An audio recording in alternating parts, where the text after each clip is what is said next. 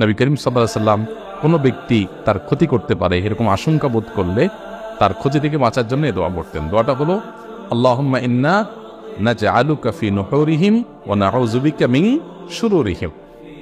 অর্থাৎ হে আল্লাহ, যারা আমার ক্ষতির চেষ্টা করছে, শত্রুতা করার চেষ্টা করছে,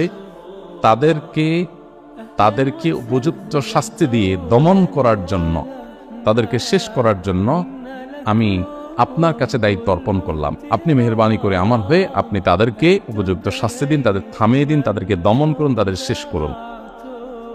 নাউযু বিকা মিন শুরুরিহিম, এবং আল্লাহ তাদের ক্ষয়ক্ষতি থেকে আমি আপনার আশ্রয় চাই, আপনি আমাকে রক্ষা করেন। নবী করিম সাল্লাল্লাহু আলাইহি ওয়াসাল্লামের এই দোয়াটা খুবই অর্থবহ একটা দোয়া। এই জন্য জীবনে কখনো কোনো শত্রু আমাদের নবী সাল্লাল্লাহু আলাইহি ওয়াসাল্লামের কোনো ক্ষতি করতে পারে নাই। কোনো শত্রুর ক্ষতি দ্বারা যখন আপনি ক্ষতিগ্রস্ত হন আশঙ্কা করবেন, এই দোয়া পড়বেন, আল্লাহ রক্ষা করবেন ইনশাআল্লাহ।